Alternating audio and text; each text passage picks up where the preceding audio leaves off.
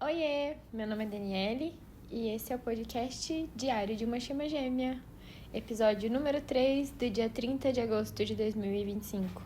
Sim, hoje é dia 30 de agosto, ontem eu gravei um episódio pra vocês que seria postado nesse dia, mas coisas aconteceram ontem e que eu achei importante seguir a linha do tempo certinho, dia após dia, porque isso aqui verdadeiramente é pra ser um diário. Não só para vocês, como para mim, para eu me lembrar dessa jornada e dessa caminhada que eu vivo, de despertar espiritual. Bom, vocês estão pegando o bonde andando, né? Eu tentei no primeiro episódio contar um pouco para vocês da minha jornada, mas o fato que aconteceu ontem é que eu tive um pequeno, leve espelhamento. Eu tô no período do meu ciclo, então eu fico mais sensível nessa data. Mas ontem eu tive um espelhamento e eu vinha de uma semana muito feliz mesmo. Muito ativa, fazendo várias coisas, trabalhando bastante. E isso me deixa um pouco confusa, porque às vezes a gente acha que a gente já superou isso. Bom, eu vou andar uns dias atrás pra contar pra vocês, né, que no dia... Alguns dias atrás, 10 dias atrás, 12 dias atrás, eu tive uma noite escura da alma. E às vezes a gente fica assim, nossa, mas na fase da rendição ainda com noite escura da alma. Hoje eu vejo que as noites escuras, elas servem como uma aceleração, sabe? É uma limpeza profunda, é algo que você tá insistindo em não ver. E aí vem essa noite, traz pra você os sentimentos mais obscuros da sua sombra, do seu sentir, dos medos da alma. E eles, assim, se cabe a você parar pra refletir ou sofrer, né, durante essa noite escura. Como eu já tive muitas delas, e hoje eu entendo um pouco melhor o que é e o que serve essas coisas da jornada, da dinâmica, né? Que são espelhamentos da minha própria alma, ou seja, do meu próprio ser, que vem até mim me mostrar o que ainda tá ferido, o que ainda tá doendo. E nessa última noite escura, eu realmente parei, assim. Eu tirei o dia todo, eu não tava conseguindo fazer nada, me concentrar em nada. E eu percebi que eu precisava ficar sem fazer nada. Deitar e pensar no que estava acontecendo. E foi exatamente o que eu fiz. E entre dar pequenas pausas, como cochilos, que ajudam a gente a dispersar um pouco os pensamentos e a própria dor, e acordar e olhar o que estava doendo, o que poderia ser aquilo. Recentemente, uns 2 meses atrás, eu voltei assim, a ter um contato com a minha chama bem diário. Não de ver pessoalmente, mas de conversar. E isso traz à tona muitos medos. Mas como a gente já correu um do outro, fugiu e perseguiu, isso aconteceu. E acontece, assim, mesmo depois de tanto tempo. Eu prometi, assim, é um medo muito grande dele de que eu fuja. Tipo, realmente dói, machuca. E eu vejo que ele chama que não sabe nada, né? Ele não tem ideia do que tá acontecendo. E eu vejo no olhar dele, assim, de tipo, magoa. E eu decidi que eu ia passar, eu ia enfrentar esse medo, essa fuga, diante de qualquer coisa que acontecesse. De qualquer espelhamento. E foi bem recente, como eu falei, 2 meses no máximo que eu tomei essa decisão. Entre 8 e 10 semanas.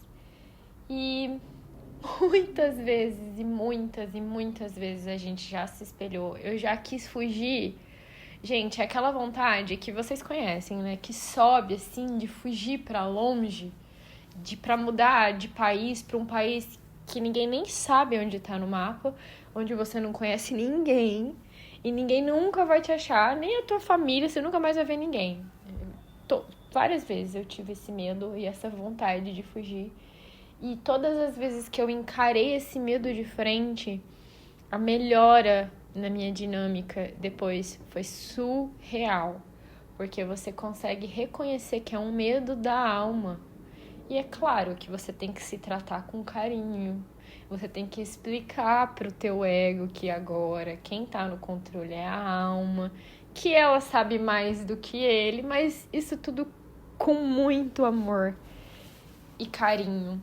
E que o mundo é uma grande ilusão, que o tempo, como a gente conhece, ele não existe, que a morte não existe e que tudo que a gente vive é só um processo de evolução em diferentes espaços, em diferentes dimensões, em diferentes mundos, que está de acordo com o nosso nível de evolução e a nossa elevação energética, nossa frequência energética. Bom, isso é o que eu acredito hoje, tá, galera? Depois de tanto tempo de dinâmica. E diante, eu só queria abrir também um espaço para falar que, entre muitos espelhamentos desses últimos meses, né, muitos foram dele, e eu aprendi uma coisa que assim, é muito difícil para chama feminina. Foi pelo menos para mim, né? Que é dar o espaço. Eu sei quando é um espelhamento dele. Eu sei quando ele não tá bem com ele. Quando eu sinto, né, que ele tá na noite escura. E ele tem tido várias. E eu sofro isso, eu sinto. Tanto que ontem eu sabia que era o meu próprio espelhamento. Porque é um sentimento diferente. Vou saber explicar pra vocês como? Não. Mas eu sei quando é dele. E eu sei quando é meu. Então eu sinto esses espelhamentos nele, eu sinto ele vivendo a noite escura, e quando ele tá em noite escura, pode ser no momento, pode ser que eu sinta um pouco depois, mas eu sinto a distância dele, eu sinto ele se distanciando, eu sinto que eu fico distante, e eu sinto que eu não posso ir lá falar e não adianta, eu não tenho nem vontade de ir, é mais forte do que eu, tipo assim, eu sei que eu não posso interferir no que tá acontecendo, mas gente, esse negócio de ter contato, tá? É um negócio difícil de bancar também, tá?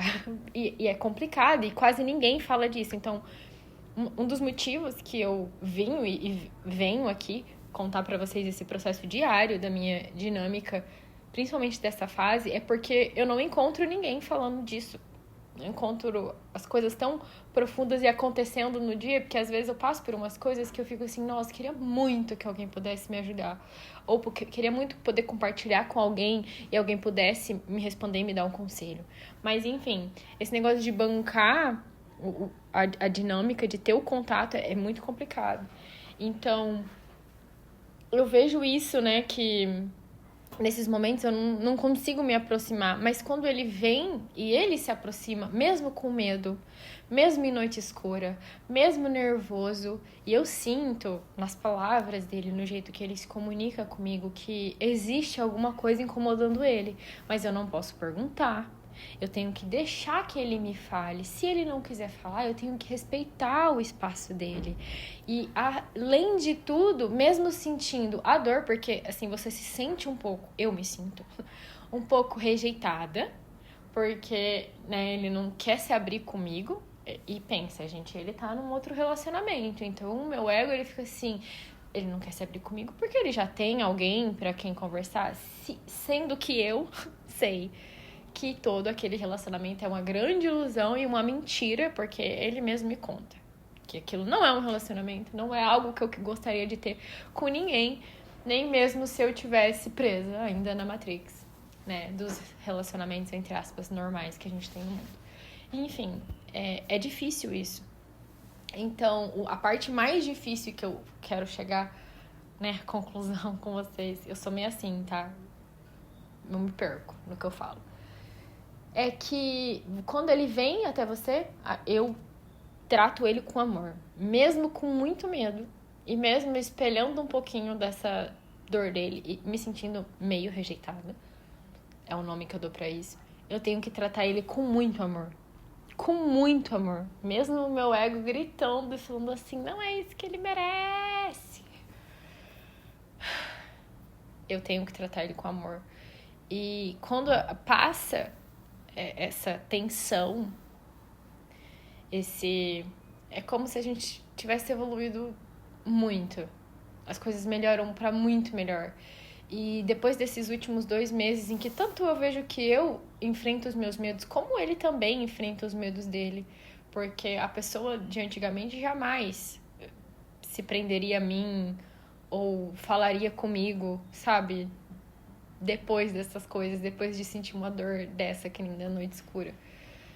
Mas ele fala, ele tem coragem. Então a gente tá enfrentando esses medos e ontem eu tive esse espelhamento e eu percebi que foi muito menor. Muito, mas assim, muito menor do que todas as outras vezes que tem sido. É uma coisa quase imperceptível. Eu tive que... Até demorei um pouquinho pra entender o que eu tava sentindo, né? Porque eu comecei a ter à tarde, assim, uns pensamentos. Na verdade, foi uma coisa que atirou um gatilho em mim. Ontem era sexta-feira e ele sempre sai com os amigos dele na sexta-feira. Nunca tá com a moça. E eu tô acostumada com isso, né? É um dia que eu adoro. Poxa vida, não tá com ela, tá com os amigos. Meu ego adora, ele adora, não vou mentir. E ontem eu perguntei, né, onde ele ia na sexta-feira, normal. E ele me disse que ia no aniversário. E, gente, intuitivamente, eu já sabia o aniversário de uma amiga. Eu já sabia que não era amiga dele, era amiga dela.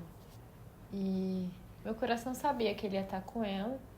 E apesar desse relacionamento ter me importado muito pouco, por causa dessa situação que eu contei pra vocês, né? Que é um relacionamento ilusório. Eu senti alguma pontadinha, assim.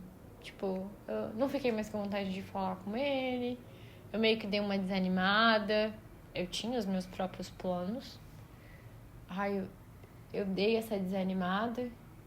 E eu saí de casa, fui no cinema, assisti um filme de comédia romântica ainda. E que traz a gente a refletir, né? Eu fiquei, assim, quando você ouve falar de amor, ainda mais amor de cinema, você começa a refletir sobre coisas da sua vida que acontecem com você. E eu cheguei em casa depois do filme, assim, pensando que eu queria me afastar, que eu queria fugir, mas que eu não ia.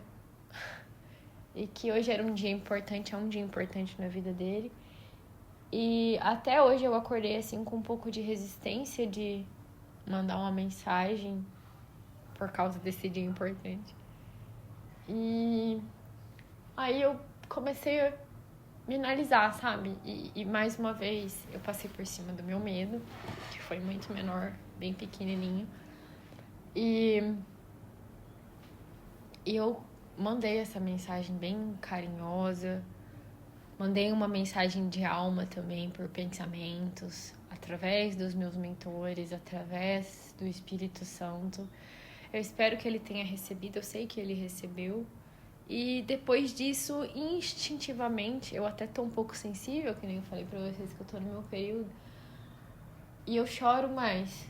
E eu sinto que ele, nesse momento, tá passando por uma mini noite escura, que ele tá bem reflexivo.